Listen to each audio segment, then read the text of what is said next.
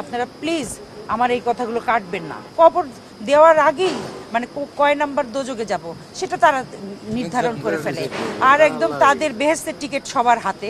আমাদের ফরিদা পারভিন আপা লালন গীতিতে যে জনপ্রিয়তা তৈরি করেছিলেন সেটা আসলে পুরো জায়গাটাই উনি শূন্য করে একসাথে ওনার নিজের সাথে নিয়ে চলে গেলেন। কারণ মানে আধুনিক জগতে এবং আধুনিক জীবনে আমরা যারা লালন গীতি শুনতাম আমরা একমাত্র ফরিদা আপাকেই শুনতাম।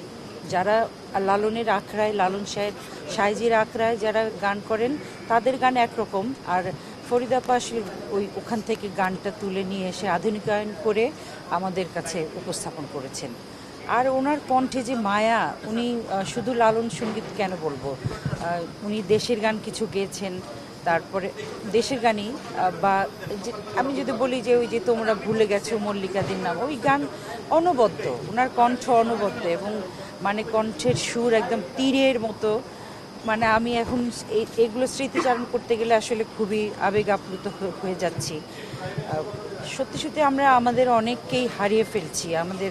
আমাদের মাথার উপর যারা বটবৃক্ষের মতো ছিলেন তাদেরকে আমরা প্রায় অনেককেই আমরা হারিয়ে ফেলছি। আমরা খুব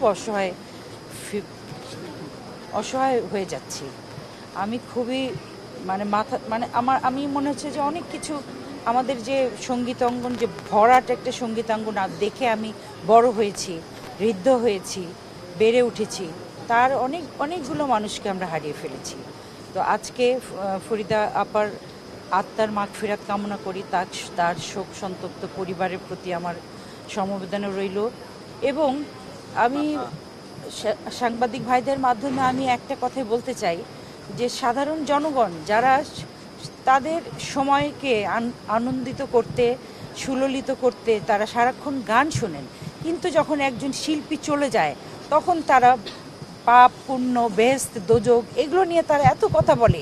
সেই কমেন্টগুলো দেখলে আসলে আমরা খুব ভীত হয়ে যাই, আমরা খুব ভেঙে পড়ি, আমাদের খুব খারাপ লাগে যে একটা মানুষ মারা যেতে না যেতে তার লাশ দাফন করা হয়নি, এখনই মানে কোন দোজকের কয় নাম্বারে যাবে সেগুলো নিয়েই কথা বলা শুরু হয়ে যায়। কিন্তু সারা জীবন কিন্তু ওই লালন সঙ্গীত শুনতে ফরিদা পারভিনকেই শুনতে হতো। তো এই মানুষের, সাধারণ মানুষ যারা অনলাইন প্ল্যাটফর্ম ব্যবহার করেন, কমেন্ট বক্স ব্যবহার করেন, তাদের কাছে আমার খুব অনুরোধ, বিনীত অনুরোধ, আমাদের শিল্পীদের এত পাপী ভাববেন না আপনারা। সে পাপ আমাদের দেশে আরও অনেক জায়গায় আছে, অনেক ক্ষেত্রে আছে। শিল্পীরা আমরা শুধু গানই করে যাই।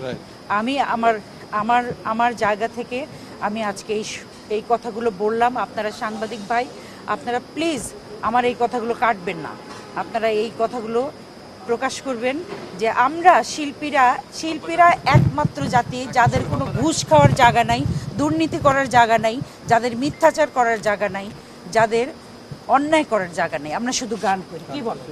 অথচ আমরা মারা যাওয়ার মানে কবর দেওয়ার আগেই মানে কয় নাম্বার দোজকে যাব সেটা তারা নির্ধারণ করে ফেলে, আর একদম তাদের বেহেস্তের টিকিট সবার হাতে, সমস্ত একদম মাওলানা দিয়ে ভর্তি সমস্ত ফেসবুক।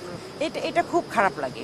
এই জিনিসটা আমরা না করি, আমরা শিল্পীদের প্রতি সহনশীল করি। আমরা সারা জীবন যেরকম অভিনয় শিল্পীদের অভিনয় দেখে বড় হচ্ছি, গান শুনে বড় হচ্ছি, নাটক দেখে বড় হচ্ছি, সাহিত্য পড়ে বড় হচ্ছি, অথচ কিনা আমরা এইভাবে বিচার করি। আমি সত্যি সত্যি আসলে আবেগ আপ্লুত হতে গিয়ে আমি আরও অনেক ক্রোধের কথা বলে ফেললাম। আমি তার জন্য দুঃখ প্রকাশ করছি।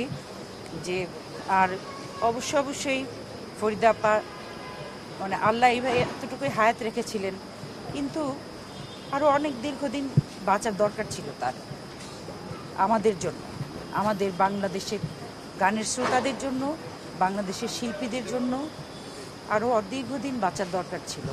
তো যাই হোক, হায়াত এতটুকু ছিল। আমি আল্লাহর কাছে মিনতি করি, আল্লাহ তাকে জান্নাতুল ফেরদৌস দান করুন।